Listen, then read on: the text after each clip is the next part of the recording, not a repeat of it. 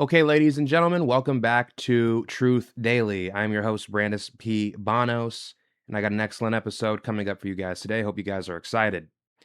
So, today we're going to be talking about this Candace Owens situation. We're actually going to react to her upcoming live stream where she goes into the details about Erika Kirk.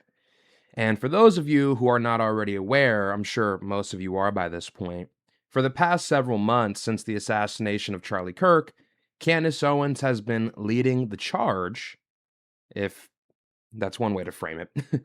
She has been leading the charge on exposing the truth about the Charlie Kirk assassination.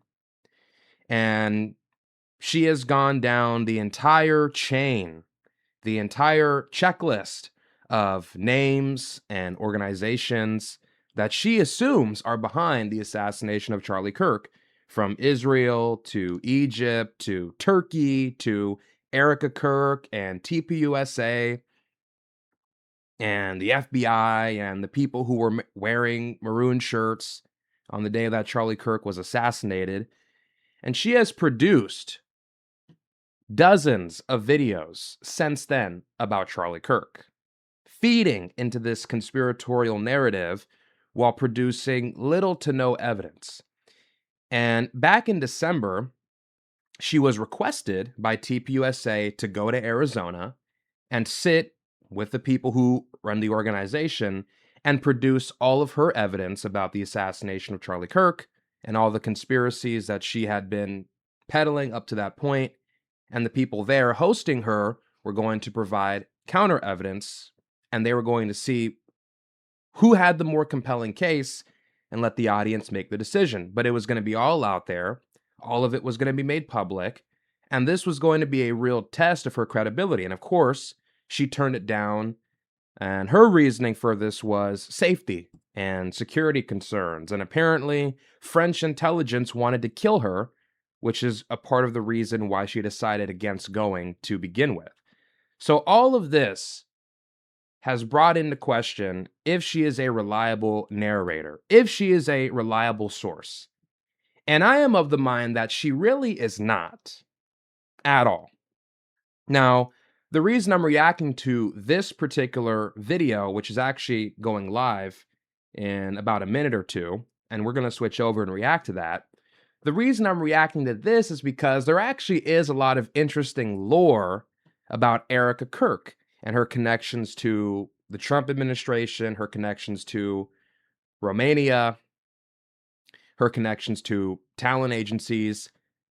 And so getting a bigger and more substantial and more in-depth picture of who Erika Kirk is might actually give us some information on what goes on in the political world behind the scenes. The power dynamics at play, the status games at play, which I actually think is very interesting and is worth unpacking and worth learning about if you're interested in, the high-level chess, if you will, that takes place in American politics. Now, I am not compelled to believe, really, that Israel or Egypt or Turkey or TPUSA were behind the death of Charlie Kirk. I have not seen any evidence that would support any of those claims. And, people have their right to be skeptical about the FBI's narrative. People have their right to be skeptical about what the mainstream media is saying about Charlie Kirk's assassination. People have a right to be skeptical about the evidence that is presented, the supposed gaps in the video footage, all these sorts of things. But I think people have to be honest with themselves. And what I mean by that is we have now gotten to a point where people have no trust in our institutions, in the media, in the courts, in the law. And so because of that, people have these predispositions about all of these various institutions. And because they have all these negative biases against these things, whenever these institutions say something as a fact, they are predisposed to reject it. They are predisposed to dismiss it as a lie in this kind of cynical manner. And people need to be honest with themselves about that. You can be skeptical of what the FBI says about Charlie Kirk. That's fine. But at least be honest with yourself and say, okay, maybe I am predisposed to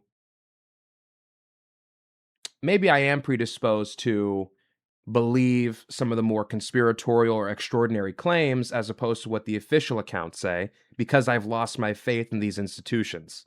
And that bias is something that impacts the way I interpret what I'm told. And so I understand people's skepticism, but that doesn't all of a sudden mean that everything is a conspiracy. That doesn't all of a sudden mean podcasters, Joe Rogan, Dave Smith, Candace Owens, are the ultimate sources of truth because the FBI and, you know, Anthony Fauci and the Trump administration, the DOJ, don't exactly have a history of being forthright about major public incidents. So all I'm saying is people just need to think critically, remain skeptical, that's fine. Look for the truth, but you need evidence at the end of the day. Evidence is necessary. Okay? You cannot draw any kind of conclusive or create any kind of conclusive theory about really anything without compelling evidence, without a case. And if you don't have those things, all you have is speculation, which doesn't mean shit. Okay? Anybody can speculate about anything. We can speculate about if the earth is really round or if it's flat. But I think anybody with an objective theory of mind, an objective logical mindset will be able to deduce and tell you straightforwardly that the world is actually round, you know? So you can speculate, but it doesn't make you right. Okay? So anyways, that's that. One more thing before we get into this reaction. It's going live right now, so we're going to be a few minutes behind, but we'll get into it. The other thing I want to say is, did you guys see Trump's State of the Union address yesterday? Wow. You know, I don't know how people feel about it. I know I have my own personal feelings. I feel ambivalent about it. On one hand, I do not like people who are unpredictable. I don't like people who are erratic. I don't like people who are destabilizing. And to me, Trump is all of those things. Trump is erratic, he is unpredictable, he is destabilizing. That's just what Trump is. He is like a force of nature, he is like a wrecking ball, okay? And Trump does not care about norms. Trump does not care about proceduralism. He doesn't have a mind for that.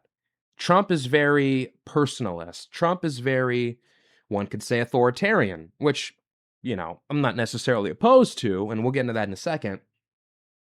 But I am somebody who favors continuity, order, law, stability, over disorder, chaos, instability, recklessness.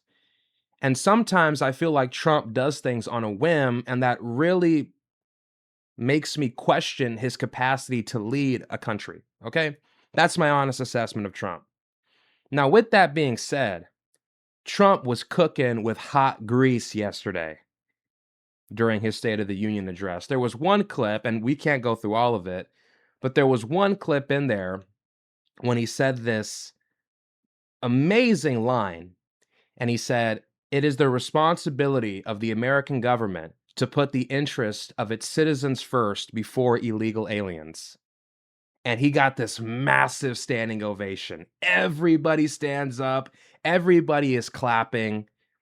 The whole room is in an uproar because it's so obvious. It's just so blatantly obvious and true. How could you say your government serves the best interests of its citizens if it's more interested in protecting criminal foreign nationals? If it's more interested in protecting illegal aliens who have no right to be in this country? How can you in earnest say that your country is looking out for your best interest when it is literally preventing the federal government from removing people who are here illegally? When local police and district attorneys are allowing criminal foreign nationals to roam free after being arrested and not turning them over to the Department of Homeland Security. How can you say it's just a fundamental matter of principle? How can you say, as a Democrat, that you are interested in putting the interests of your citizens first if you won't remove illegal foreign nationals? So, anyways, he says that everybody in the room is standing up. It's pandemonium, it's an uproar. Everybody is clapping it up for Trump, and all the Democrats are sitting down. None of them are standing up. And during that speech, Ilhan Omar and Donald Trump were exchanging words. And, well, it really wasn't exchanging words. Donald Trump was making proclamations. He was calling out the entire Somalian community in Minneapolis. And Ilhan Omar was yelling from her seat. And obviously, you couldn't hear exactly what she was saying because the mic was on Trump's podium. But it seemed like she was getting really riled up. And Trump said something about Somalian pirates ransacking Minneapolis to the tune of $19 billion and importing these cultures of lawlessness and crime and disorder from third world countries through unrestricted immigration and open borders. And, I'm not going to lie, it had me laughing a little bit. Obviously, I am not of the mind that every Somalian that comes here is a criminal. Every Somalian that comes here is bad. Every Somalian that comes here is backwards or lawless or criminal. I'm just not inclined to believe that. Okay. I think that's totally bizarre. But the rhetoric, oh man, that rhetoric, man, it's like a punch to the gut. It's like, it's just, it hurts to hear that. Imagine being told that if you're Ilhan Omar. That's really gotta suck. But anyway, so I'm watching this whole thing, and man, I am just having the time of my life. It's like classic Trump. I'm sitting over here cackling and laughing and having the time of my life. I will say this though. In spite of all this, there's the highlights and Trump is cracking jokes and saying, these offensive things about Somalians and, illegal aliens. But I just want to be real about this for a second. At some point, we really do have to be serious if this country is going to survive. Um, like, we will have to get to a point where we submerge our differences and just lock in as a country. And the illegal immigration and the immigration conversation really is at the forefront of all of this. Like, this is a serious divide in this country. I think that is the divide in this country. The three biggest problems in America right now is immigration, foreign wars, and affordability. Those are the big three. Immigration, foreign wars, and affordability. Okay? And I guess you could throw the Epstein files in there too, but that's more of I guess, transparency more broadly. But that's more of a peripheral issue when you consider how people are actually affected. It's been dominating the conversation, but the actual three tabletop, I think that's not the right term. It's uh, dinner table, I guess. I don't remember what the term is. But the primary concerns for Americans today is immigration, affordability, and foreign wars. Okay? And at some point, we are really going to have to hone in on these problems, like straight up. We are really going to have to hone in on these problems, lock in, submerge our differences, and find some kind of bipartisan consensus. Because if we don't, this is going to tear this country apart, straight up. Like, it's going to destroy the fabric of this nation. It just will. The polarization will get worse. And what we're seeing is people are becoming increasingly nihilistic. My generation, especially. You have the rise of what I would consider, nihilistic white nationalist types. And these are people who are really ready to throw away their lives for, a white ethno state. I'm just being real. These are people who care about really nothing else except making sure that white people have as much control and power in this country as possible and preventing as many non-whites from getting in. For me, my concern has always been this. I want law, I want order. I want law, I want order, I want a sense of togetherness, a sense of cohesion, a sense of mutual respect and common decency in this country. And the big problem is those things all get undermined when millions of people pour into this country illegally. Okay? And just look at what's happening in Mexico. What we're seeing in Mexico is the cartels are waging a war on Mexican soil, and it is destroying that country. That country has been in complete pandemonium for the past 30, 40 years. Okay, that country is a mess. And that is what it looks like when law and order is not respected. You get Mexico. When law and order is not upheld, when law and order is not respected, you get Mexico. You get Somalia. Okay? You get Iraq. You get Lebanon. You get Palestine. You get war, violence, criminality, lawlessness, destruction, rape, all of those things when law and order is not upheld. And so for me, I like Mexicans. I like Mexican culture. I like Mexican people. I do. And I'm glad that they're here in this country. You guys may feel differently, but I've interacted with them. I like them. But what I do not like is undermining the law. What I do not like is undermining the legal system. What I do not like is lawlessness, is chaos, is the destruction of the social fabric, is the undermining of our institutions. When millions of people pour across the border into your country and they are living here on your dollar and they are not here legally, it undermines people's faith in the government. It undermines people's faith in our institutions. It undermines people's faith in law. And people become nihilistic. And it's why you cannot tolerate that under any circumstances. If you want to avoid your country turning into Mexico, you need the law. If you want to avoid your country turning into Somalia, if you want to avoid your country turning into the Congo, if you want to avoid your country turning into the Balkans, Serbia, Croatia, whatever, you need law and order.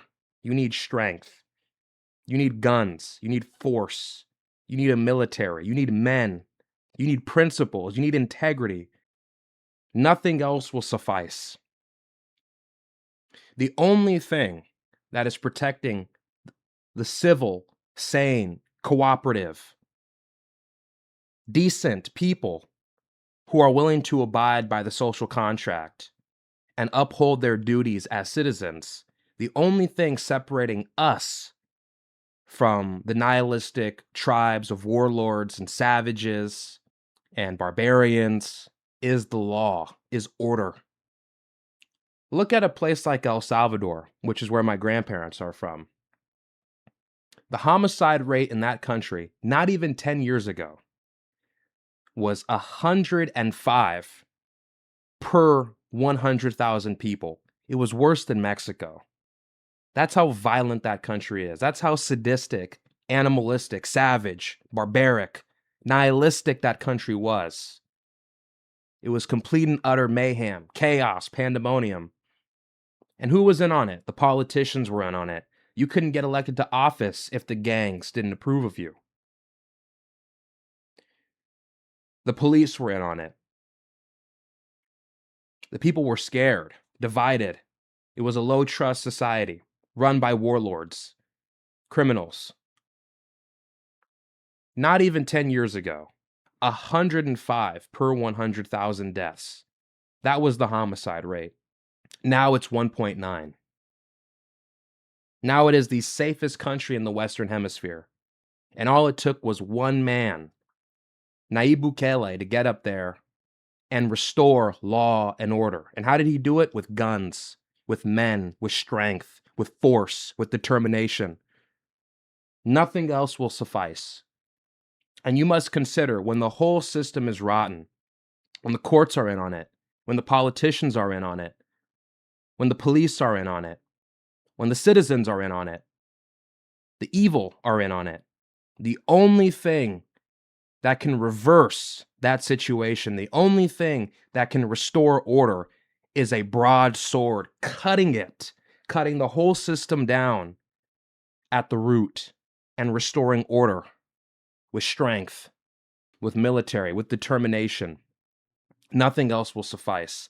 When the whole system is rotten, the politicians, the courts, the police, when the whole system is rotten, when your institutions have been captured by maniacs, by warlords, by criminals, when the whole system has been captured and crime and lawlessness has spread like a cancer in your society, the only thing that you can do, the only option left is to go Caesar and salt the earth.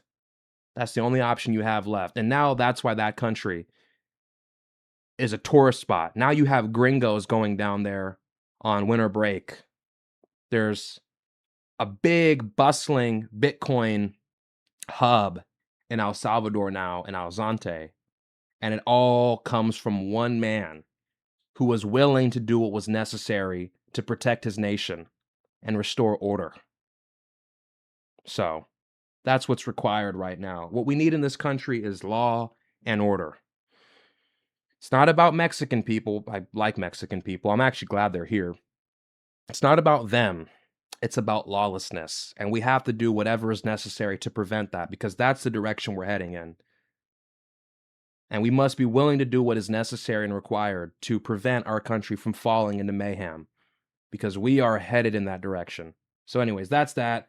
We're going to move on. We're going to get into this Candace Owens situation. And I already gave you guys my position on all of this, okay? You know, I'm not inclined to believe what Candace Owens says. I don't think she's a particularly reliable narrator. But I am interested to hear what she has on Erika Kirk. So with that being said, we're going to go ahead and get right into it. Hope you guys are excited. Let's do this. Okay, you guys, there is a very strange thing happening right now where a young woman with absolutely zero professional qualifications has been inserted at the top of a charity organization that pulled in over $250 million last year. All and right. the media is telling you that you have no right to know or to ask anything about her. The argument being made is that her husband was murdered. Therefore, she has a right to assume the position. And despite the fact that Turning Point USA is a literal charity, and therefore does not even have to pay tax on that $250 million plus or pay tax on the alleged future billions that it's due to rake in thanks to a deal with a man named Pierre, these talking heads are claiming that the public simply wanting to ensure the person who is running that organization is, I don't know, at a bare minimum, moderately honest about who she says she is. No, that inquiry makes you a monster. So I guess your job is to head to work 9 to 5, receive a flurry of unsolicited emails and text messages reminding you that Charlie Kirk, the innocent man that you watched be executed in broad daylight live, you're to be reminded that that was her Charlie. My Charlie needs your help. Here's how you can give us your 401k and house. The emails have been landing into your inbox at an alarming rate, saying things like that. There's virtually nothing that the feds are telling us about his murder that makes any objective sense. But if you're feeling weird about any of that, you're reminded constantly that she is a grieving widow. She's a grieving widow. That sentence, in my opinion, is this year's Trust the Science. She's a grieving widow. The mainstream media, of course, Zionists implied, are effectively telling you to roll up your sleeves and get the vaccine again, dopes. Tyler Robinson did it. Erika Kirk is grieving. Please allow her to do so in the privacy of the billion-dollar charity that she took over. Remember when they did the 6 feet social distancing thing? They cast that spell. Let your granddad die alone in the hospital. If you desire to see your grandma this Thanksgiving, it's because you're a demon from the gates of hell. Yeah. Resist your human instincts. Obey the government. It's the same kind of messaging, the same kind of emotional manipulation, but it's a new year. Still have questions or concerns about who Erika Kirk is and why she seems to have lied many times on record? Well, you're Satan, and I'm sorry that you are. And also, I would like to remind you that you are destroying Charlie's legacy. I've never liked this rhetoric. It's like, it's this idea that it is proof or evidence that there is something more going on because the people who are telling you she's a grieving widow or trust the science or this is the official narrative, are trying to cover something up. That's not evidence. Implying nefarious intent to a particular party is actually not evidence that what you're saying or is not evidence that there's some kind of conspiracy. I've never liked that framing. Oh, they're trying to hide something from you. They're trying to mislead you and trying to misguide you. That's almost like another form of manipulation. I don't like it. But anyways, I'm gonna let her continue. That's just my thoughts, honestly. I don't like that rhetoric. See. Now, it is very important that I remind you, we haven't even said anything yet. A 2-minute trailer resulted in one of the most aggressive preemptive PR strikes that I have ever seen. They posted photos of my manager's infant daughter, my makeup artist, my family members. They left a voicemail for my producer. Okay. Well, this was initially supposed to be just 3 episodes. Now I'm thinking about a season 2 and a season 3. Because if you haven't quite figured me out yet or thought through how we got here, I don't like it when innocent people are targeted and attacked and on rare occasions shot in the neck in broad daylight. No one blinked when entire investigative series and books were written about Hillary Clinton, Michelle Obama, Meghan Markle, because they're public figures. I've effectively endured 10 years in politics with nonstop exposés and investigations into my background, but we're told Erika is somehow untouchable. Let me tell you something. The truth does not require a multi-million-dollar PR campaign. It also does not fear inspection. So welcome to Bride of Charlie. We have nothing to hide.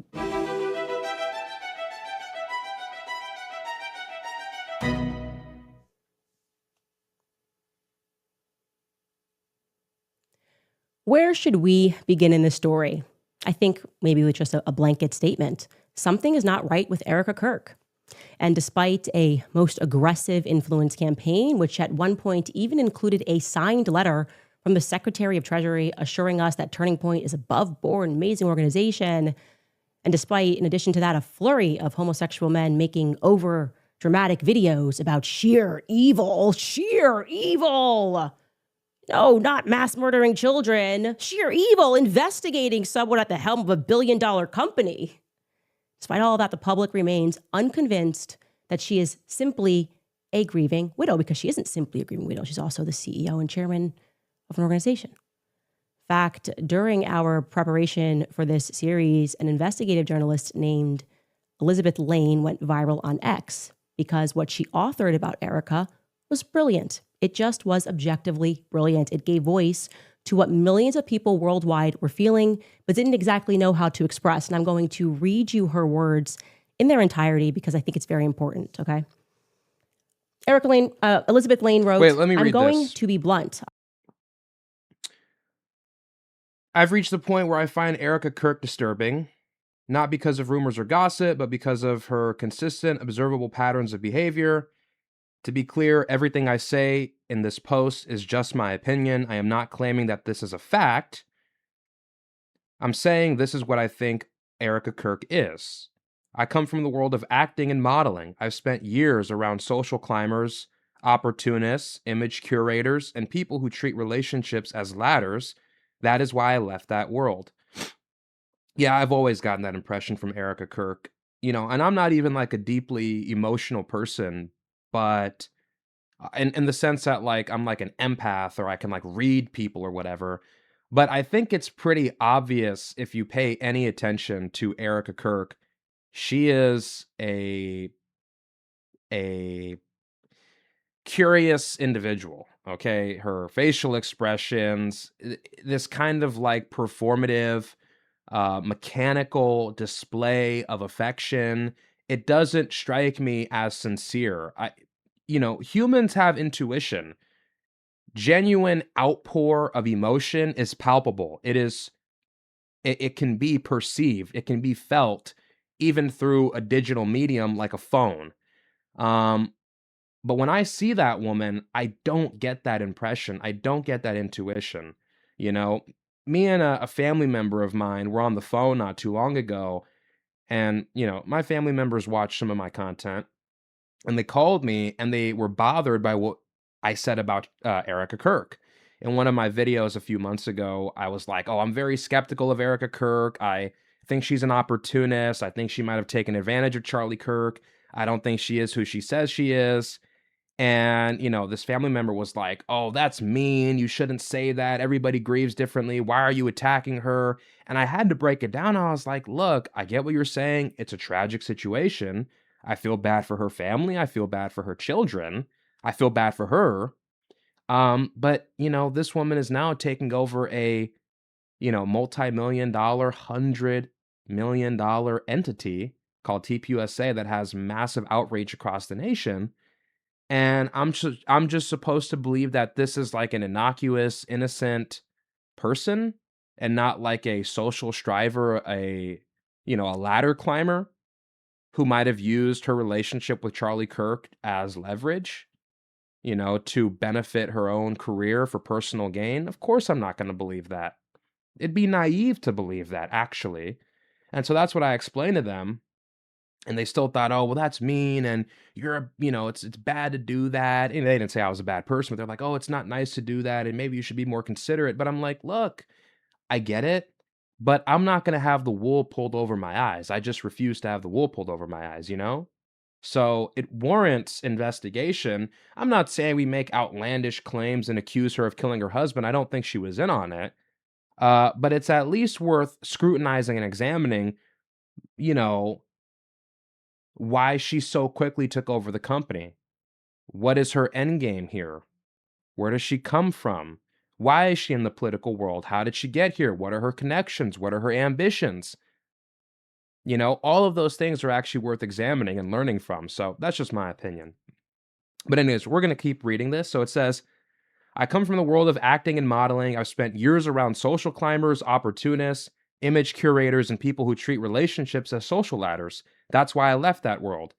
Most of these people are shallow and harmless. A few are dangerous. Erika Kirk falls into the latter category not because she is just ambitious, but because of how calculated and performative her ambition appears to be. I believe she may be a psychopath. What stands out immediately is the reaction she provokes in people, which is very common with psychopaths. Across the board, including from people who support her publicity, the private reaction is the same. I can't watch her. Not criticism, just physical discomfort. Um, People turn off interviews because the presentation feels artificial to the point of being unbearable. Let me explain. That kind of response does not happen accidentally. It does not happen often. Research in psychology shows that humans are highly sensitive to emotional incongruence. Okay? So that's what I'm saying. We have intuition. We can feel when people are expressing authentic emotions and when they're fake. We can discern. It's a part of our survival instinct. Mismatches between facial expression, tone, and content, right? When affect appears stimulated rather than genuine, the brain registers it as a threat signal. This activates discomfort and avoidance, even if the person cannot consciously explain why. So many of us felt this way, but we could not explain why we could not watch her. Studies on psychopathy, particularly those building on the work of psychologists like Robert Hare, describe traits such as rehearsed emotional display and shallow affect. That's literally the exact terminology I would use to describe Erika Kirk. These traits can create what observers experience as uncanny interpersonal dynamic. The discomfort arises and people want to shut it off because most people rarely encounter extreme, effective mimicry in everyday life. So the brain struggles to categorize what it is detecting. Comment below if this is what you felt like when watching her. Erika is attractive enough, and she had every tool in her position to sell this organically except for one thing: emotion. The entire story of what happened could have helped her sell this fully. She really would have been the last person on earth to be a suspect if not for the FBI's terrible mistakes, TPUSA's lies, and her very fake performance. What exactly were the FBI's terrible mistakes, and what exactly did TPUSA lie about? I don't exactly remember, but I guess we'll find out. Plenty of unattractive, ambitious women move through media spaces without triggering that response, even though we know what they are. This is about something else, an extreme disconnect between presentation she puts out and perceived authenticity. Erika is not the archetype of a model slash actress seeking money and fame and then settling into a quiet life with a wealthy, good looking husband. She's the wolf type who wants to be in the place of that husband. She is not born for a supporting role. She is a decision maker type. She appears to pursue proximity to power, moving fluidly between television, nonprofits, branding opportunities, and ideological spaces that maximize exposure. Her previous partners are guys women like her would date, muscular, jacked, good looking. Even though they are not people with huge potential, they are all somewhat established. They are good stepping stones until the right person shows up. Now, looking at her previous partners, I'd say Charlie probably was not her type visually, but he was exactly what she was looking for in a man, potential to be a great power. What Erika was looking for is the same thing Hillary Clinton was looking for when she met Bill. She recognized that Bill Clinton was her ticket to power, the power she could control, and she was right. She realized she could create a great brand out of him and herself, and they still are a brand, the Clintons. No one in this world can say they love each other. They are a brand that works. This is why she's sticking around despite Epstein and Lewinsky. Also, if you think Bill is a decision maker there, you must have never been in close proximity to the Clintons. She moves the game. She is the decision maker. Okay, so she's saying Erika Kirk was basically the decision maker behind TPUSA and the whole Charlie Kirk brand and that whole operation. Erika saw a brand with Charlie. She also saw that Charlie could one day become president of the United States if he wanted to. Charlie had the ear of the most powerful segment of any society, students. He was going to be a very important player in politics, and she was not missing that ride. What's striking is how completely her public identity reshapes itself after that relationship begins. The aesthetic, the tone, the values, the presentation all change.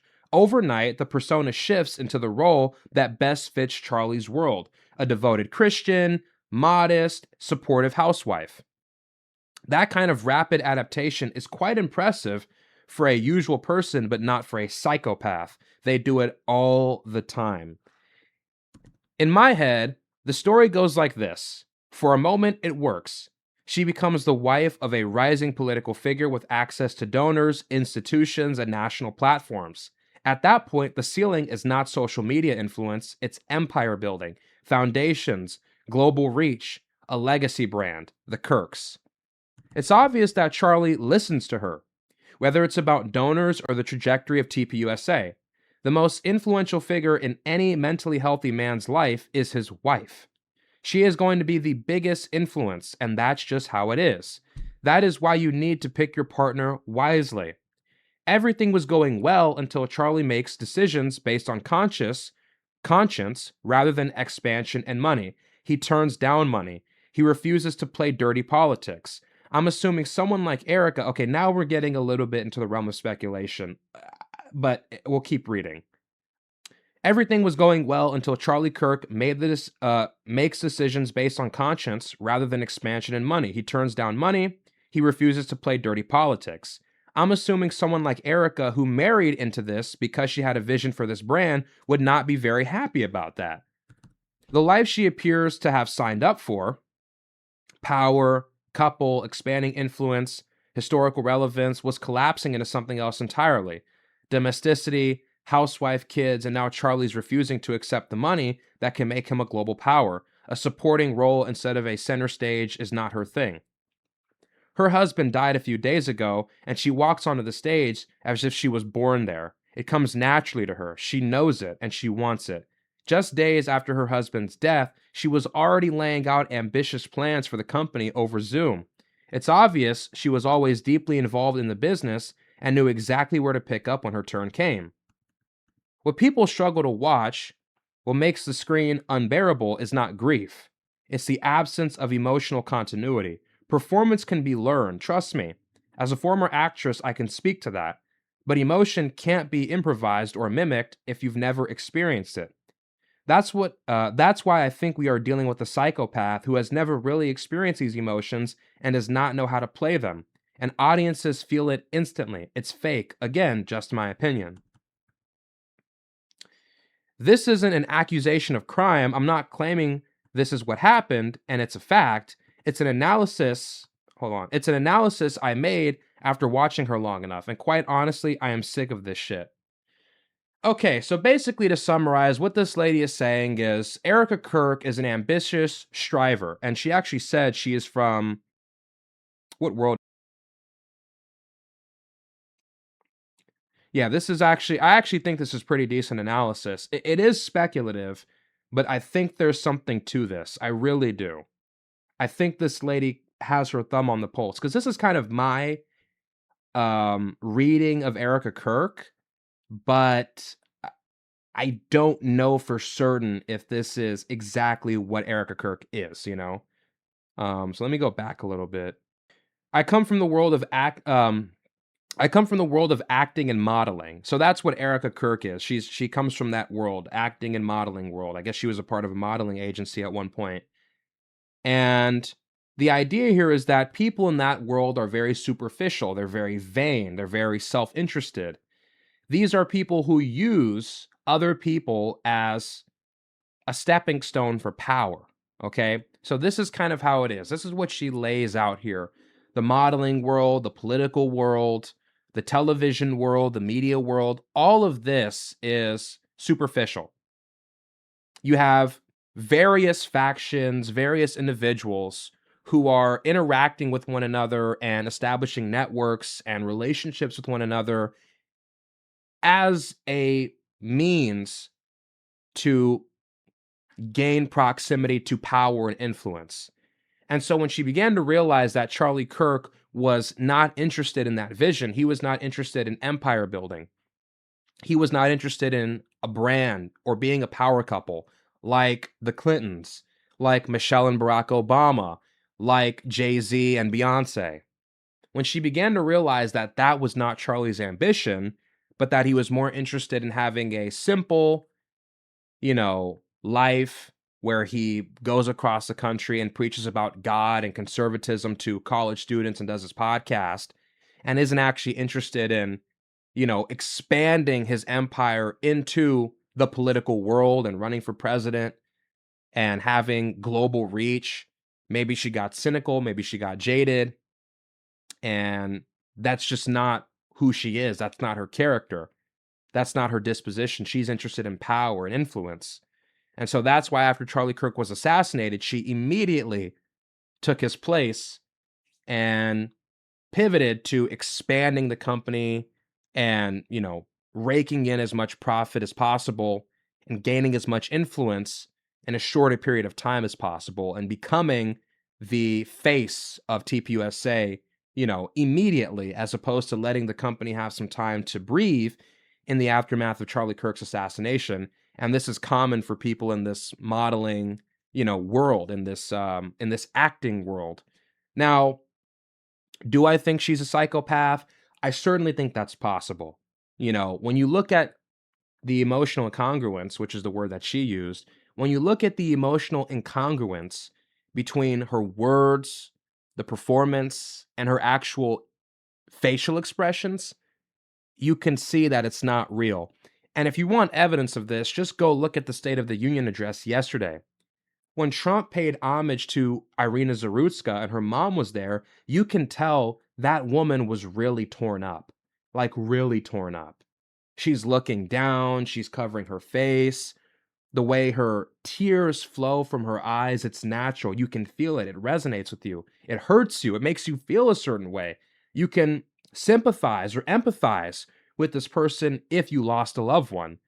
But with Erika Kirk, you don't get that same feeling. It doesn't resonate with you in the same way. She doesn't resonate with you in the same way. And so it makes sense to believe that this woman is, maybe a bit psychopathic. And one of the hallmarks of a psychopath is cognitive empathy as opposed to real empathy. You can fake being uh depressed, you can fake feeling loss, you can fake a particular emotion, You can mimic it, but you can't actually feel it on a deeper level. And so I wouldn't be surprised if she was a psychopath. And there's footage of her on a Zoom call, and this is all over Twitter. There's footage of her on a Zoom call 6 days after Charlie Kirk was killed. 6 days on a Zoom call. And she's talking about, we're going to expand the company and we're going to make more money than we've ever made before and sell more merchandise. It was totally fake. And so I'm not, this theory does seem very plausible. Okay. That's just my opinion though. Like I said, it is speculation. We don't know for sure, but this seems plausible to me. Okay. But we're going to get back. I'm not going to be pausing as much, but that was a lot to go through. Okay. Continuity. Performances can be learned. Trust me, as a former actress, I can speak to that. But emotion cannot be improvised or mimicked if you've never experienced it. That's why I think we are dealing with a psychopath who has never really experienced these emotions and does not know how to play them. And audiences feel it instantly. It's fake. Again, this is just my opinion. It's a good place to start. It is a good place to start because there are a lot of things that Elizabeth said there that I think I am going to be able to prove, adapting her personality to suit the people that she meets, the lies that she tells. I've done a lot of work here speaking to ex-boyfriends, speaking to old classmates. I really wanted to get a sense of who Erika was. And also, in a word, yes, I concur. There is something about her. I don't know any single personality in the media or politics that has had the same effect that Erika has had on people worldwide. I will say this, okay? just a quick observation. I don't think Candace Owens is really motivated, and this is just my impression. Sorry for pausing, but there's a lot to go through here. I do not think that Candace Owens is really motivated by a desire to uncover truth. I don't think she's motivated by principle or integrity or a deep concern for others or Charlie. I really don't. I think she is just as vain and just as superficial as virtually everybody else in the political space. Okay? That's my honest assessment. So this kind of like moral grandstanding, I don't take it seriously. I really don't. At all. From any of these people, okay? But at least she's willing to do the digging. If I were to speculate, and once again, this is just speculation, I think she is motivated by this grievance, by this grudge, to burn down the house, to burn down TPUSA, to go after Ben Shapiro. I think she's motivated by a sense of grievance, a sense of betrayal, revenge, retribution. And I think that is ultimately what is motivating her to engage in this kind of narcissistic, toxic, female, social backlash, social violence in a sense. There is evidence which would suggest that men and women are both equally violent. This isn't psychology. They just kind of express it differently. Women engage in more relational violence, backstabbing, rumors, gossip, revenge, whereas men are more inclined towards physical violence, right? Both express violence just in very different ways. And I think that Candace Owens is kind of engaged in this desire to, engage in a form of relational violence or, aggression. I think aggression is probably the better word. A form of relational aggression on, other people in the political space. So that's just my opinion, but I digress. She has actually managed to unify the left and the right on a single perspective. Think about that, how amazing that is. Say what you will about Hillary Clinton, but she had a true following on the left, right? It was a bloody match back in 2016.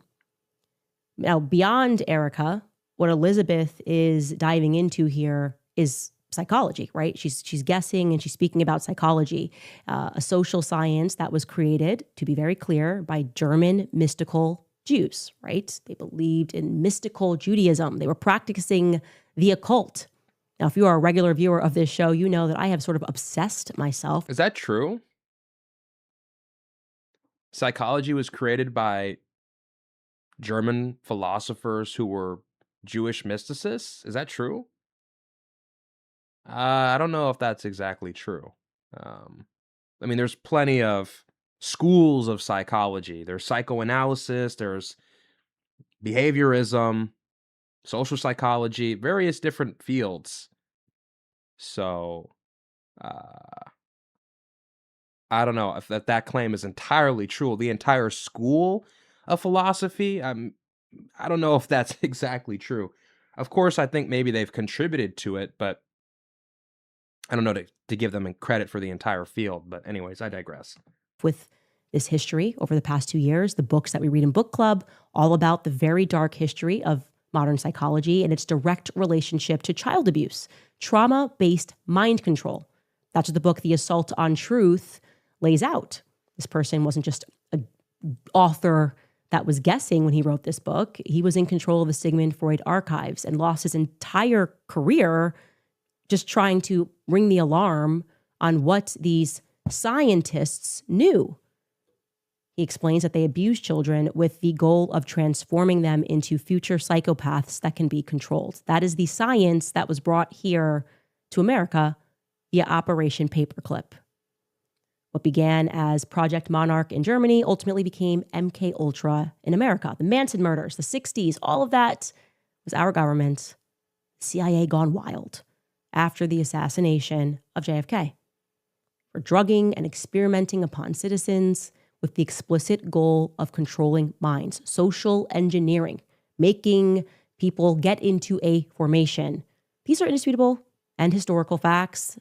This brought forth the dawn of serial killers in America, too many of them with curious ties to the military. Yeah, MK Ultra was a military-grade program. Truthfully, behind every unthinkable crime is a deranged psychologist and a prescription cabinet. If you think that MK Ultra ever stopped, I hope that the Epstein files and the stunning defense of the Epstein files from our quote-unquote elites helped to shatter that illusion for you. We discussed MK Ultra during the Kamala Chronicles. Emmanuel Macron, the president of France, is suing me for merely mentioning MK Ultra on Tim Dillon's show. How bizarre. Why is the president of France, who himself is a victim of minor sex abuse, so concerned about that conversation being opened up? Independent study into Sigmund Freud and what he and his colleagues were doing in Vienna is crucial for you to understand what is going on in this world and the way that the world works, okay? Now, pivoting back to Erika and her story, I will tell you my personal opinion and my experience with her. What alarms me about Erika isn't so much the fact that she lies, which we will prove to you over and over again, but it's also the fact that I don't know that she's aware that she's lying. It's almost as though she doesn't remember. Like the version that she's telling us today or yesterday was just recently downloaded into her mind, and she therefore thinks it's true, like a faulty memory or something. I'm saying that I'm not sure if she's fully aware that she's lying, because it's like some of the lies are so stupid. She's just sort of going. I want you to also know, by the way, of course, we reached out ahead of this episode. We reached out to her specifically with just 4 questions pertaining to past statements that she's made that do not appear to align with the reality of what we have discovered, okay? For example, here's just one example. We are told that Erika Franzwey was raised by a strong, independent, entrepreneurial, single mother who taught her how to be a good Christian, a devout Catholic mother.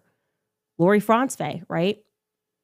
As an aside, that this Catholic mom, who am I to judge Catholics, but she's been married 4 times that I can see. We'll talk about that more down the line. Wow. More importantly, though, you will recall that Erika sat down for an in-person interview with the New York Times days after Charlie was publicly assassinated, and she confirmed to them that the least traumatizing part about Charlie's assassination was the prospect of her now having to raise her children alone. She wasn't traumatized by that idea. because she had seen the example set for her by her mother growing up. As People magazine later echoed, quote, Erika Kirk has learned a lot from her mother, Lori Franzwey. After welcoming her daughter in November of 1988, Franzwey divorced Erika's father, Kent Franzwey, and raised her as a single mother in Scottsdale, Arizona. Lori spent nearly 2 decades working for General Electric before founding multiple companies in the network security industry, according to her LinkedIn. So you can see they're seeding the public with the idea that you can raise kids and be a single mom and also be a CEO and boss babe it. Okay. The only problem is that it's just not true. Erika was not raised by a single mother, like at all. Erika's father, Kent Franzwey, by the way, he's Kenneth Franzwey, but he goes by Kent, was always in her life. So much so that for entire years of her childhood, Kent was actually a stay-at-home dad. So almost the exact opposite thing was true at one point. Now, you don't have to take my word for it. You can actually take Erika's. Take a listen. Hold on. I do not want to knock the stay-at-home dads. I do not. There are some who had to temporarily have to switch that role. That happened to my parents a long time ago. Granted, again, they got a divorce, so that probably falls into your bucket. But I am an anthropologist.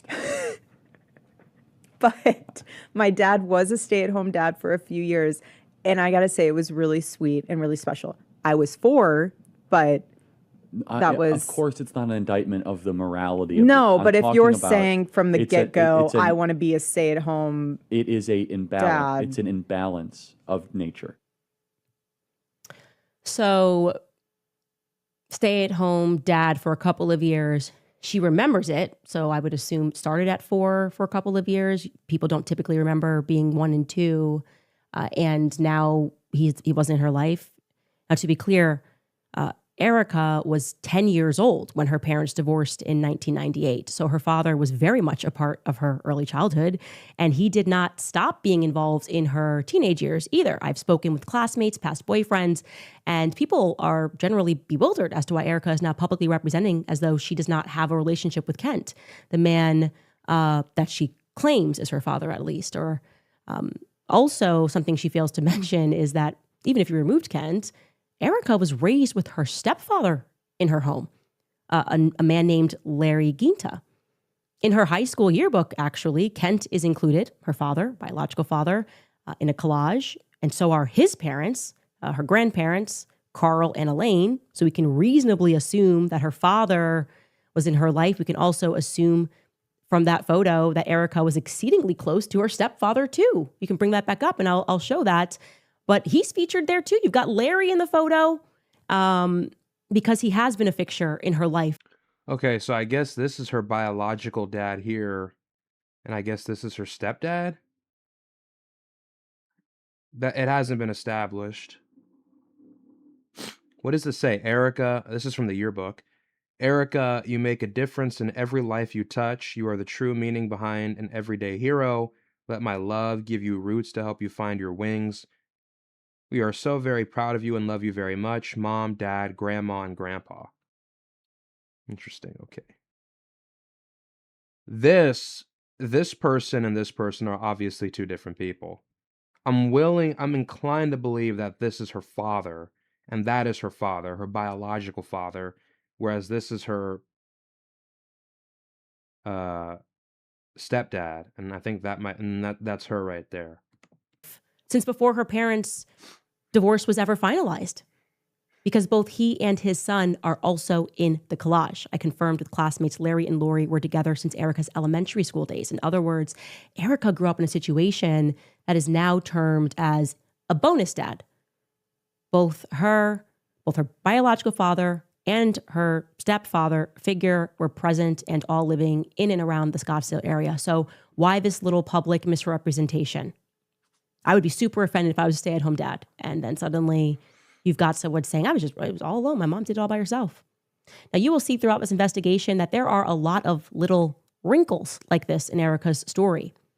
The question is, what broader purpose do they serve? Because I thought about that, and I remember reading in Xavier Poussard's book, Becoming Brigitte, that it is actually an intentional strategy of deception, a strategy used by the media in creating and curating a legend about, in this case, he was talking about Brigitte, how the press would intentionally make minor edits or overlook certain dates, small adjustments rather, made over a long period of time, a date wrong here, an age miscalculation there, just ever so slightly, because minor tweaks over a long period of time aren't noticeable, even though they ultimately amount to a big lie. This is exactly what I have found to be immediately frustrating about examining Erika's life. Minor tweaks that almost look like they could be mistakes. And you go, but really? Do people make these kinds of mistakes? Let's start with her birthday. Okay, I'll give you another example here. Erika Franzwey, we are told, was born on November 20th, 1988 in Cincinnati, Ohio. Great, there's a newspaper relic announcing her birth 2 weeks later on December 6th. It tells us that she was born at Good Samaritan Hospital. Fantastic. To Kent and Lori Franzwey. Check. Amazing. By the way, it's just something to note about Good Samaritan Hospital, a little fun fact. That actually used to be the U.S. Marines Hospital, one that once upon a time caused a little bit of a scandal for unethically experimenting on the brains of patients. Anyway, the story goes that the U.S. Marine Hospital just up and decided to gift the hospital to the Catholic Sisters of Charity out of the goodness of their Marine hearts or something, because our military is known for that, just being really, really kind and giving up hospitals. Point is, we learned from this newspaper clipping that Erika was born on November 20th, and she maintains that birthday today. But oddly, that would be news to her parents. Kent and Lori, for whatever reason, think that Erika was born 2 days later on November 22nd. We know this because of their divorce filings, which took place in 1998. On that divorce initial filing, Lori, who filed, lists Erika as having been born on November 22nd, multiple times. Now, in case you're thinking, well, maybe this was a mistake, you should know that the filing done by her mother, Lori, only has 4 statements of fact. It's effectively a one-pager. One of the facts is that Kent and Lori were married on November 20th, 1995 in Marblehead, Massachusetts. So they decided to get married on what would have been Erika's 7th birthday. Okay, that's strange. I mean, at least the birthday she says she has, but this document is saying, no, she's born 2 days later, so I guess it wasn't her 7th birthday. Attached to this document, which was filed on July 20th, 1998, is another document that I can only assume was scanned in with an intention to further confuse people. It's a separation agreement, which is not notarized, it's not dated, so it's almost not relevant. And it completely edits the date of the marriage between Kent and Lori from November 20th, 1995 down to November 7th, 1982. A casual 13 years and 13 days wiped out, okay? Like I said, you can just ignore that because I think that document was just put in there to confuse people. Take it from me, I'm a notary, one in the state of New York, although my license is expired. You can't just skip over a notary portion of a document and just be fine with that. In fact, we decided to dig through Ohio law and other publicly available divorce documents to see what they look like, and they are legitimate. And here's a side-by-side so you can see on the right is what is scanned into their file with totally different dates. And on the left, you can see that that's what it should look like. You get it notarized, okay? But it's going to get even more absurd when we examine the divorce decree. So for the uninitiated, the first document's just the filing. I, Lori, am pursuing a divorce, and here are the facts. And now what comes after that is the decree or the final judgment, okay? Now, I do want to note that this was the fastest divorce in the history of divorce because she filed on July 20th, 1998. And then we have a decree on November 10th of the same year. So this is like 3 months later. Once again, the marriage date is listed, the initial marriage date between Kent and Lori, as November 20th, 1995 in Marblehead, Massachusetts. But oddly, you can see that somebody just went in and tried to edit that date by hand afterward, adjusting the wedding date down this time to 1985. Not 1982, hoping, I guess, that no one would catch that. I guess the unnotarized 1982 that we saw in the initial filing was too difficult.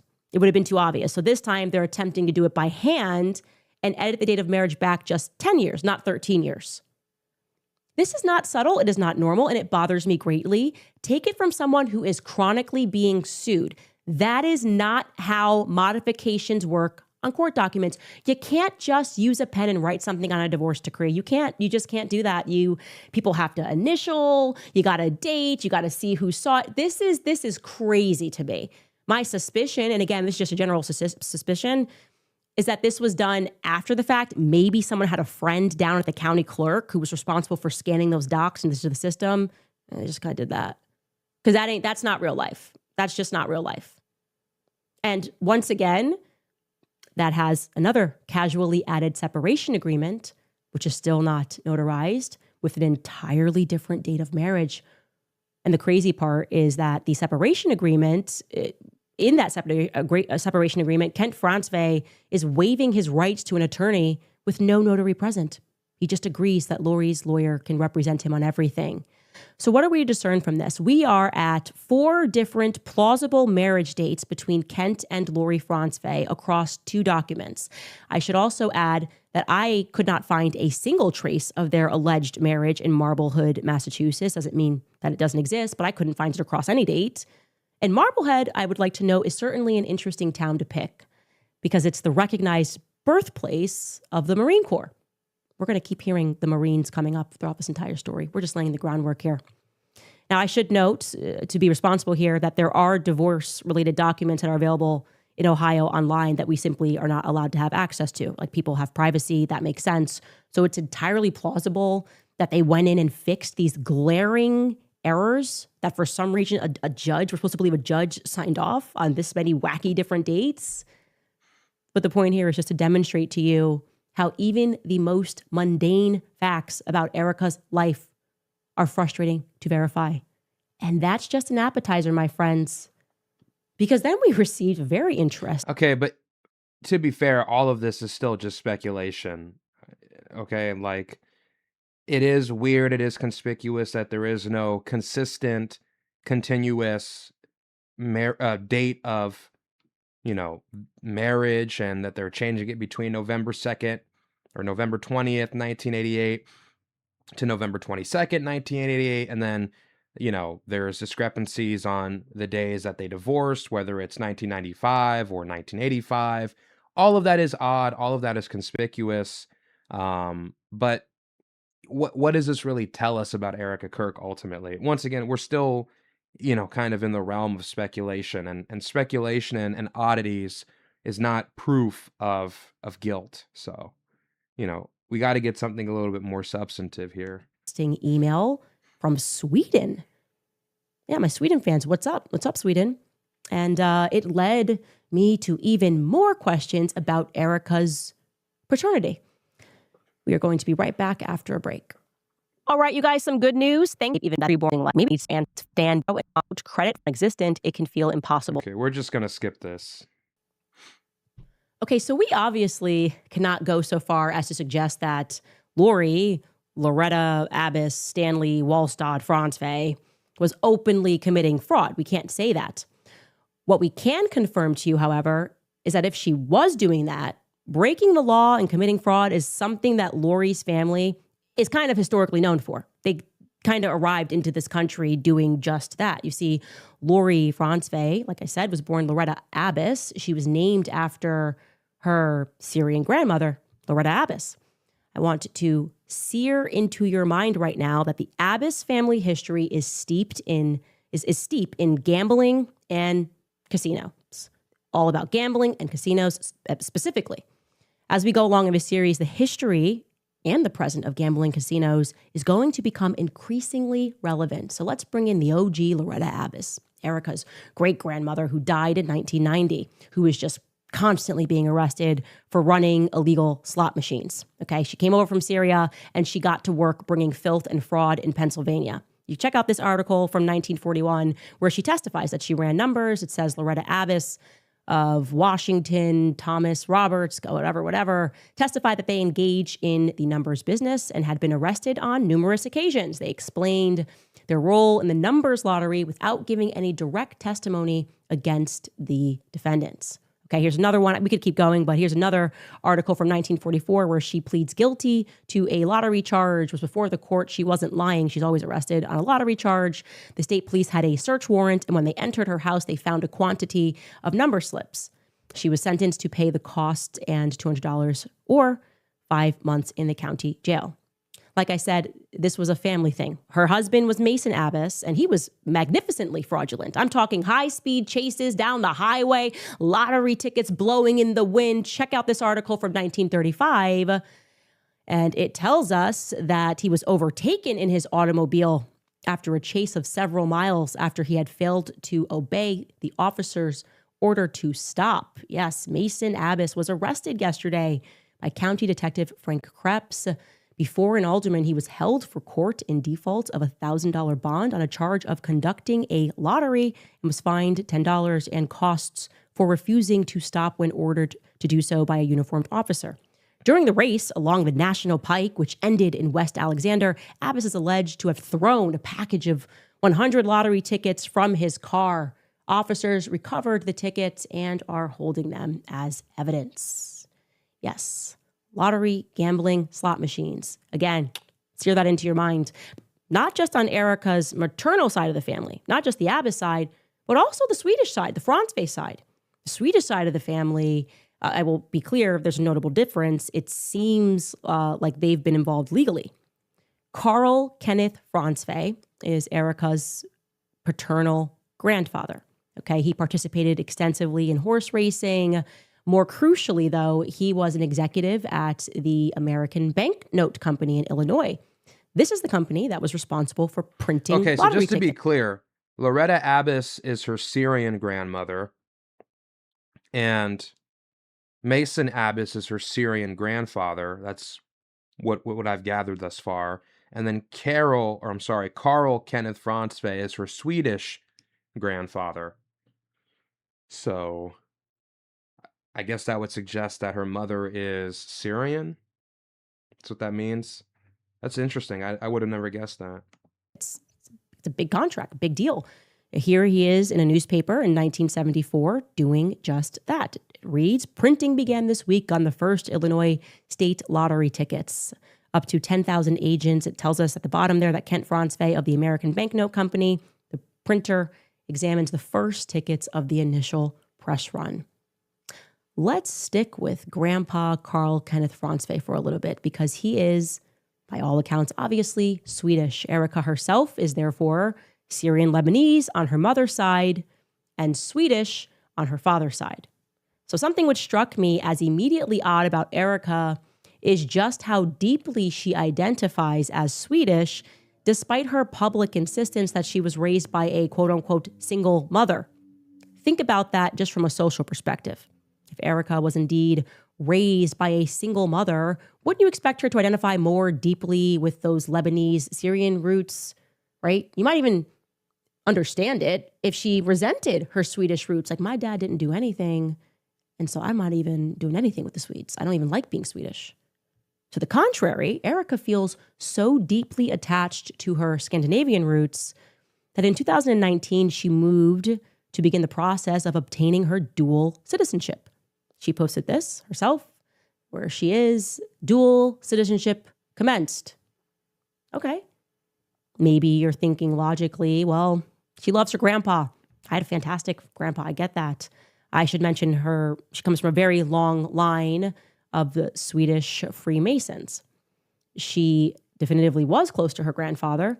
We know this because she posts about him many, many times over the years, referring to him affectionately. Okay, you're saying she was close to her grandfather, but then right before that, you said, why is she closely identifying with her Swedish roots?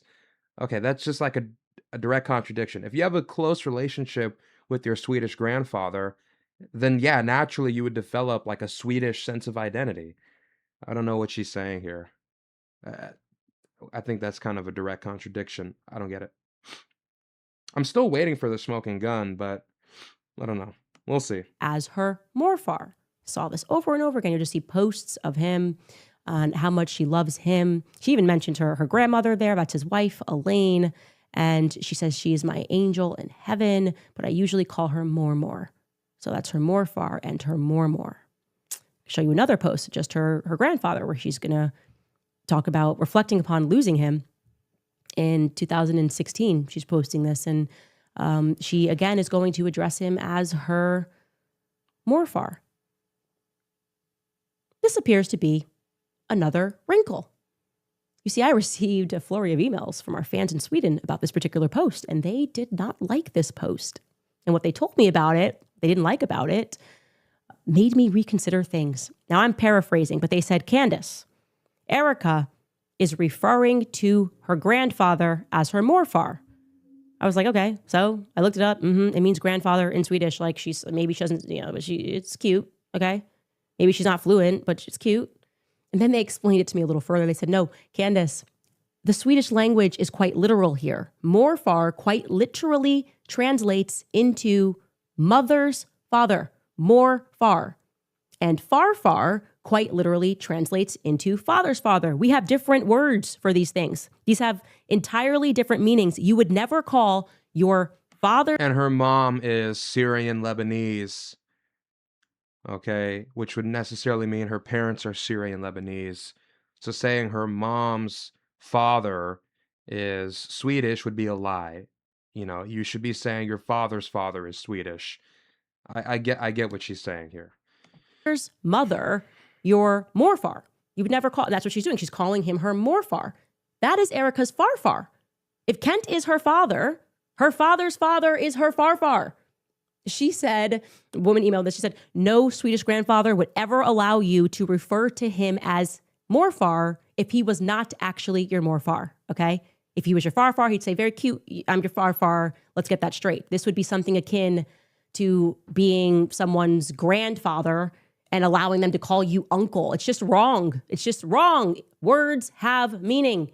So why is her very Swedish grandfather so Swedish, this line of Freemasons, Masons Swedish, allowing Erika to call him my mother's father? Lori's father? No, that's not Lori's father.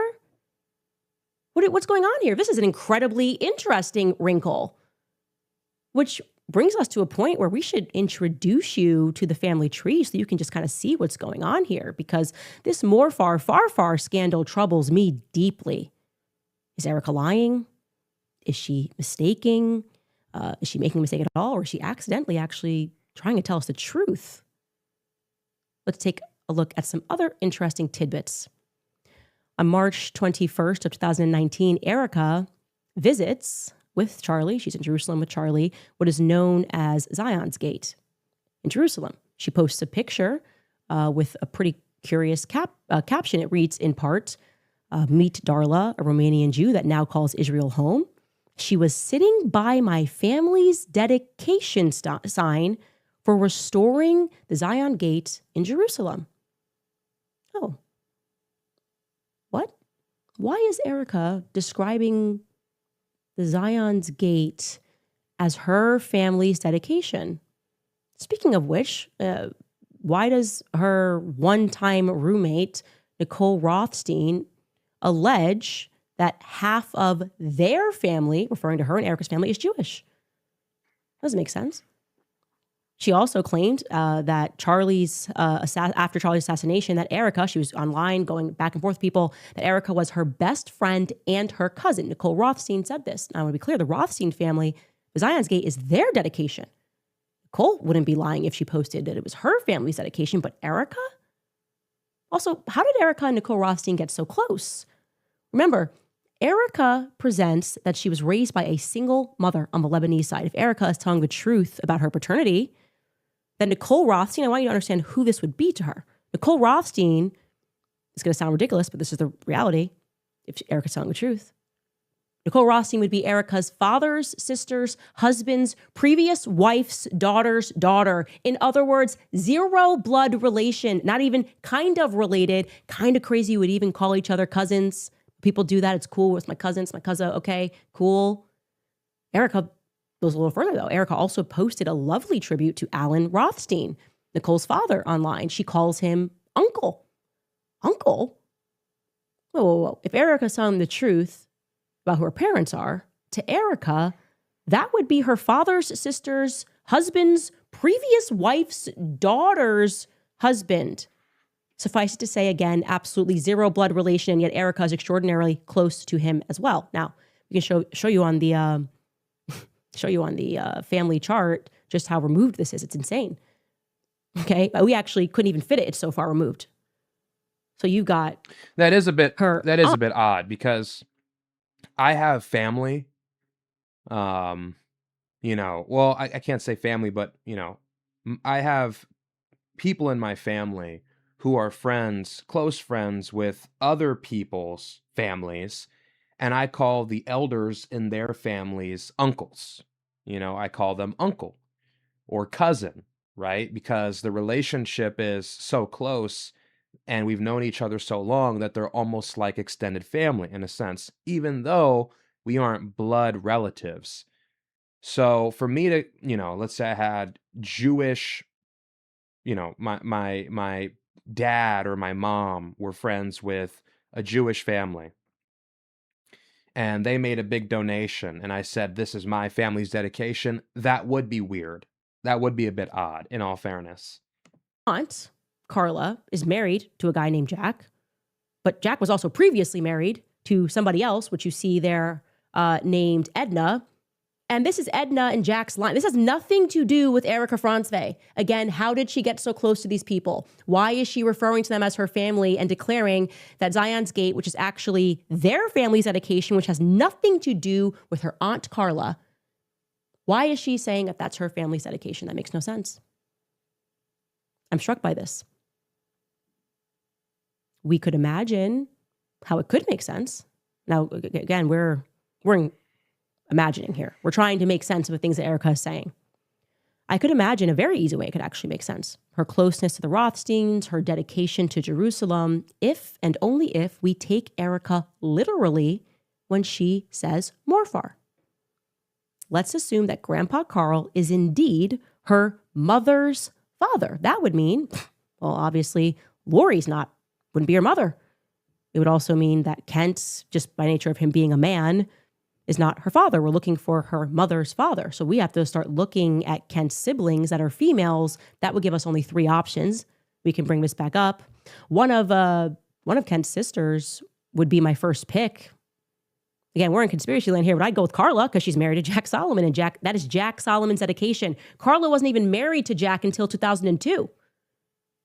She just jumped in and was like, this is my whole family and my family's dedication. No, but if Carla, her mother's father, if her mother was Carla, actually it would all make sense.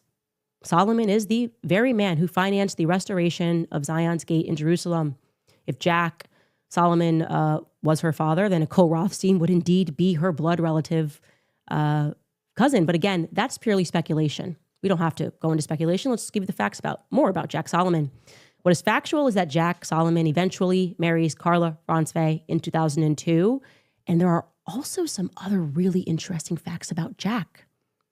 Jack and Erika's mommy aunt, I don't know, Carla, live in Utah. He graduated from what is today known as Utah Valley University. He is very involved in the university. It was formerly known as Utah Valley State College when he graduated from there. He also created on their campus the Center for Jewish Studies. I mean, at the very least, you'd think with all of the money that he poured into that university, he might be able to call someone to get us more footage of Tyler Robinson. Or Carla. How about Carla? Interesting. Wow, that's a pretty big deal. That's a pretty big deal. So Jack Solomon, who is a Jew, made a major investment into building the Center for Jewish Studies. Is that what you said? Center for Jewish Studies Institute at Utah Valley University, which is where Charlie Kirk was killed. Hold on, let's play that one more time. Today known as Utah Valley. Jack want to make sure I'm getting that right. Also eventually marries Carla Francve in 2002. And there are also some other really interesting facts about Jack. Jack and Erika's mommy aunt, I don't know, Carla, live in Utah. He graduated from what is today known as Utah Valley University. He's very involved in the university. It was formerly known as Utah Valley State College when he graduated from there. He also created on their campus the Center for Jewish Studies. I mean, at the very least, you'd think with all of the money that he poured into that university, he might be able to call someone to get us more footage of Tyler Robinson. Or Carla. How about Carla? She's married to the man. She could have maybe, in my imagination, made it to the hospital when Charlie was shot and killed. I mean, why did none of them make it to the hospital? They're all so nearby. She still lives in Utah. This happened in their backyard. Their family has a lot of power at UVU. Why not Auntie Carla rather than Stacey Sheridan accompanying you onto Air Force Two as your husband's body is escorted to Arizona? Jack Solomon was also a professor at BYU in political science. He's the former director of the university's Jerusalem Center. He also served on the Center for Jewish Studies on the board at UVU. Zion's Gate, like I said, is his dedication. And if you're wondering how Jack got so rich, it's because back in 1968, Jack and his business partner, a man named Norman Vance, began a company called Advanced Patent Technology. That company would go on to manufacture slot machines. You got it. Slot machines. Everybody's, it's just amazing. It's like everyone is involved in gambling. Per his bio, in 1974, Jack gathered more than $5 million to purchase United Coin, the manufacturer of slot machines and the holder of a profitable Southern Nevada slot machine routes. In 1979, they announced plans for the Colorado Bell Hotel and Casino in Laughlin, Nevada, the first of a series of hotels to be built in the Las Vegas area. They had a lot of power in that area. Where were they? I don't know. It's an interesting connection. I am marking that for all of the YouTubers who are interested in investigation. The gambling thing keeps coming up. And I guess, as me and Charlie used to say, the rest is future. We'll be right back after a quick break. All right, now for some fun, because remember when they were freaking out about me discussing time travel, me discussing specifically Project Looking Glass, the CIA thing that actually happened? They allegedly stole Sumerian technology to peer into the future. Well, you have to imagine my surprise when I began looking into Erika's early years. For some reason, I was under the impression, maybe you were too, but Erika moved to Arizona after her parents' divorce. So that would put her in Arizona after 1998. I'm going to give her the benefit of the doubt here because it's a minor wrinkle, but her parents didn't divorce until she was 10. But it's totally possible, like when you're a kid and your parents are separating many times before they get divorced, that you associate a divorce with a separation. Anyway, here's the true timeline. Erika was in Cincinnati, Ohio for daycare in 1992. She attended a place called Walnut Corner Children's Center in Cincinnati, Ohio, located inside of a massive corporate building. Oddly, the filing for that daycare doesn't have a floor number, but I can show you this photo of her at daycare. LOL, by the way, to her being dressed as a little bee and accidentally throwing up some Freemason hand signs. That's just like a nice ad. She looks adorable. Thereafter, she moves to Arizona. Okay, that's a little ridiculous. You think she's making a Freemason hand sign there? Okay, come on. Let's be real. She was 4'3" in this photo. Like, give me a break. Nice ad. She looks adorable. Thereafter, she moves to Arizona and she attends a school that they have virtually tried to wipe from public existence. Now, it's very difficult to explain this unless you're in the weeds, but there is another school by the same name that goes on for a little bit longer. But this particular school came to fruition when a man named John T. Goley incorporated Educational Alternatives up in Minnesota. It was called Educational Alternatives Incorporated. Now, John T. Goley was a big guy. He had formerly helped launch Roundup Monsanto, just a little bit of government poisoning you, giving you a bunch of cancer. This time, though, he was pioneering charter schools in America. He teamed up with the Walton family, the Bush family. Yeah, everybody involved in this school that Erika's going to attend. It's interesting. I don't know. Don't you want to go to school where the Bushes, the Waltons, and Monsanto is getting together a school? I don't know. Want to send your kids?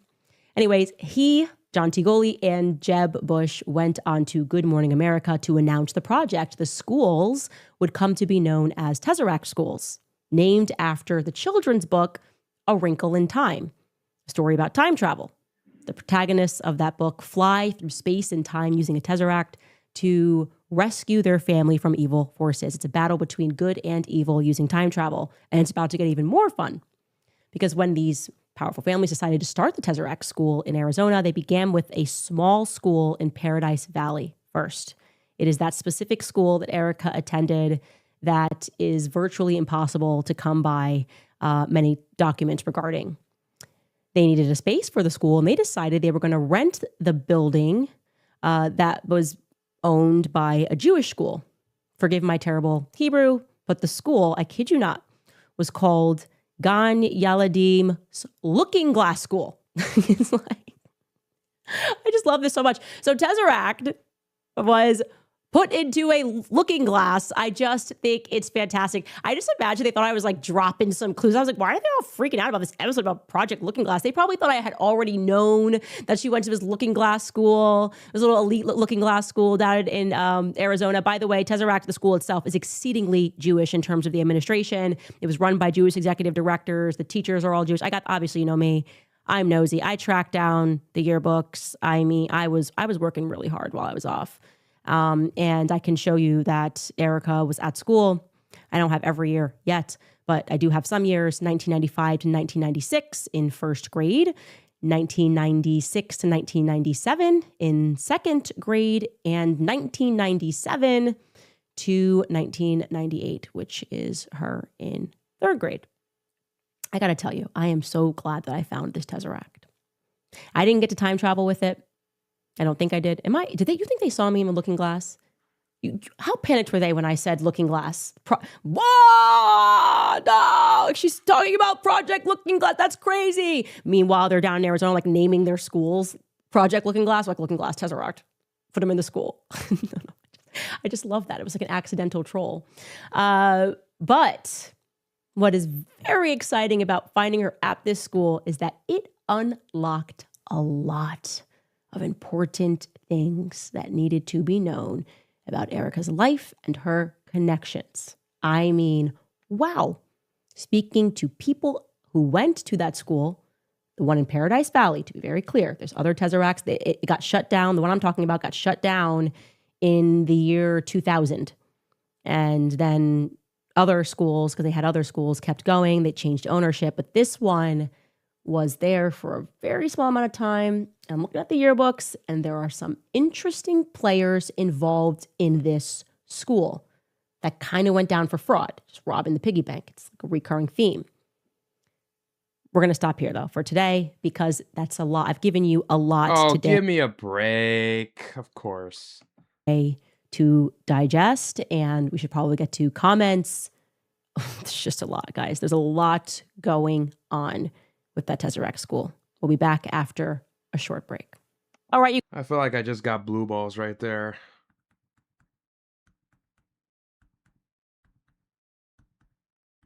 Okay, let's see what the questions say. .com/Candace. The more far scandal. I see you guys in the chat. Why is it so fun to say? Also, why aren't we doing that? It's so, like, we should be saying that. We want to say that now. I want to adopt that. I want to say that's my far. That's my more far. Like, that just makes sense. I hate having to explain that's my mother's fault. It's like, why can't we just call my far? That's my far. That's my more far. Anyways, you guys are killing it over there in Sweden. That was fantastic. And I loved that tidbit. That is pretty cool. I like that. Like a journey. I'm like, what? You can't just say that. You can't just call him. You can't call your more far if he's your far. I get it. I'm Swedish now. I'm into the culture. Okay. But by the way, do you think they have a looking glass? Like, I'm just wondering.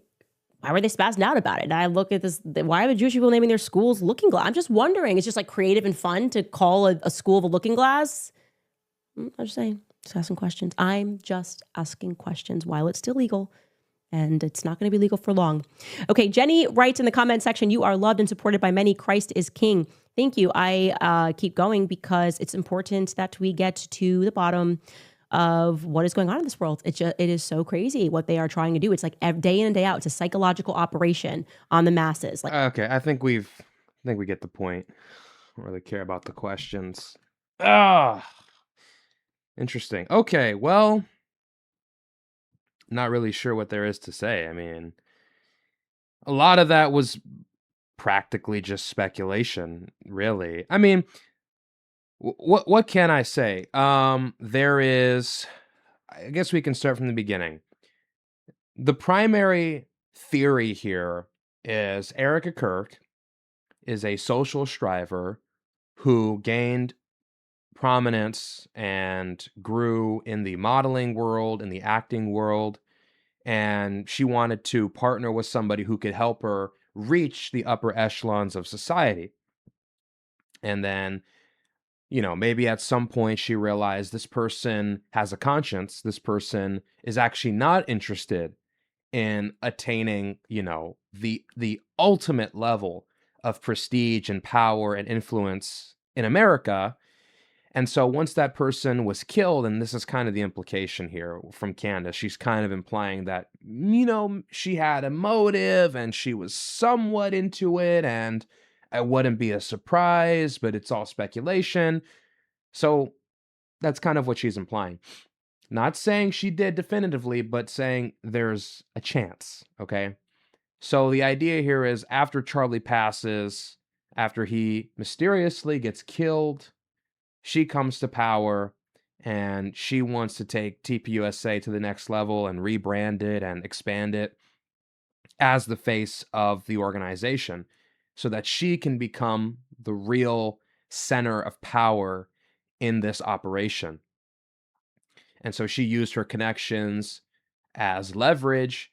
She used Charlie as leverage. She used Charlie as a stepping stone to get personal gain because she is a psychopath that is interested in, glory and power. So that's the theory, okay?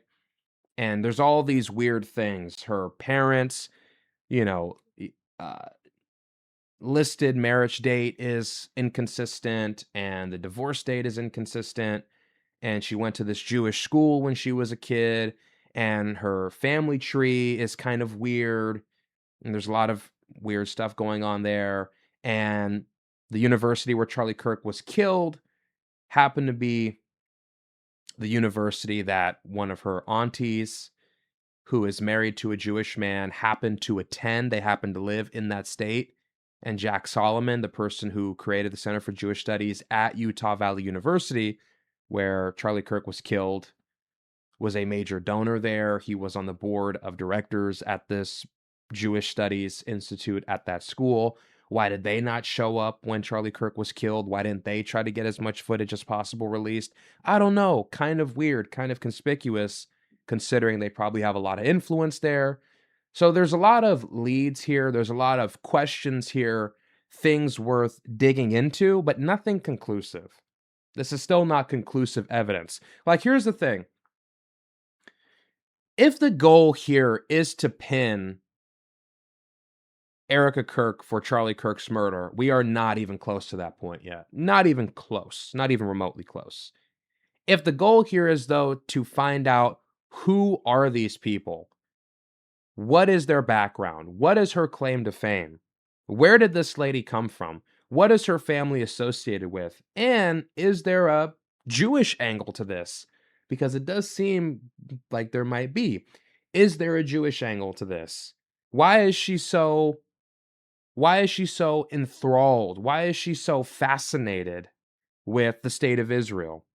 Why is she going to the state of Israel? Why is she going to Jerusalem and taking credit for fundraisers or taking credit for donations or whatever to Jerusalem that she and her family were not personally involved in? But, distant relatives, you can't even really call them blood relatives, but distant family friends, why is she taking credit for their dedications? Seems a bit odd. What is this about? Is this a power play? Is this her trying to get closer to power, closer to influence? There are questions here. These are interesting uh, occurrences, to say the least. So I don't know. Nothing conclusive, of course, obviously. But I am interested to see what the next episode has to offer. I will say that. I do want to see what evidence she produces. I don't think we're going to get anything conclusive on Erika Kirk and TPUSA and them being behind Charlie Kirk's death. I'm not really persuaded of that yet, but I am interested to hear who Erika Kirk is. That is an interesting story. And the reason why is because she is at the center of the node of influence in this country. You have to understand, TPUSA is not just a random everyday organization. The ideology and the beliefs and the values that TPUSA preaches have a major impact on the conversation and have a major impact on the next generation of Americans. So if the head of that organization, Charlie Kirk, is pulling away from Israel, it would make sense to replace him with somebody else who is more pro-Israel.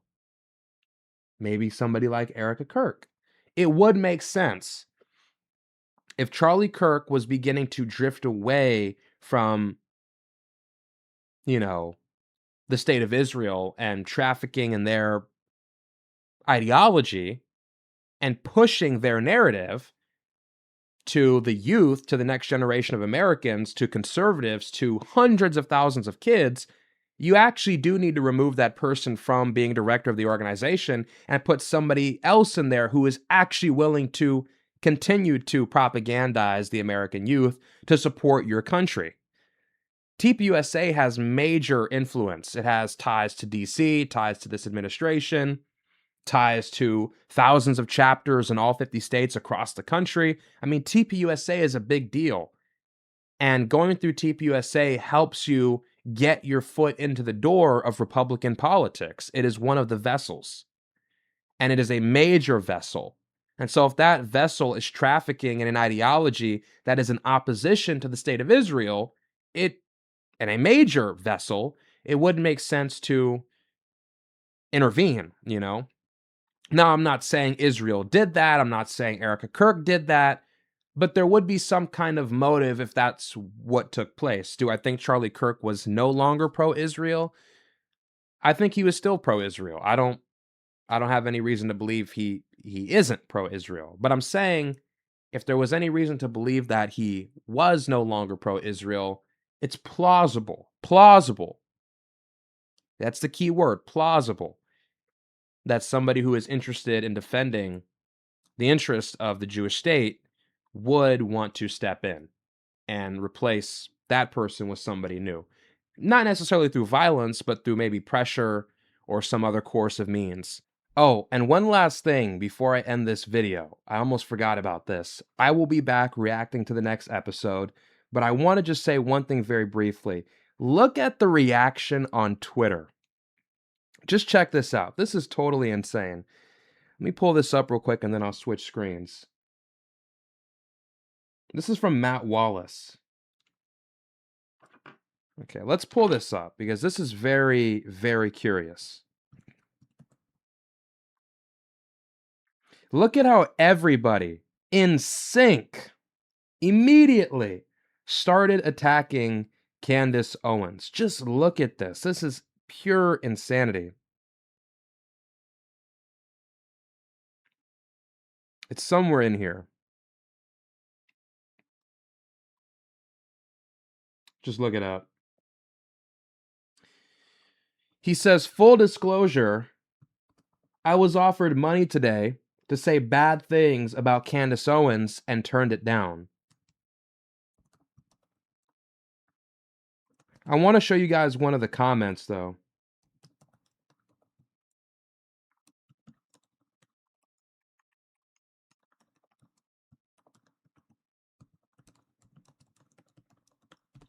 So what you'll see here in the comments is a photo of all the people who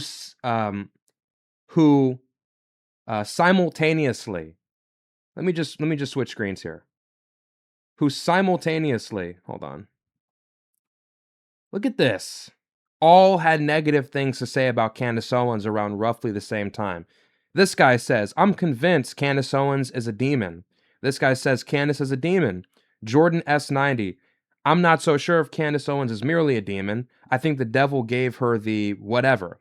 Steve Deese, what Candace Owens is doing is the most wicked and satanic thing that has ever come from the online right. Cat Turd, just so you know, Candace Owens is pure evil. She's a demon straight from the bowels of hell. Natalie Jean, Candace Owens is a demon from the pit of hell. Han Shanity, Candace Owens is a genuine demon. I have no other explanations for why she's doing what she's doing. Gunther Eagleman, whether you are a Candace fan or not, this is evil.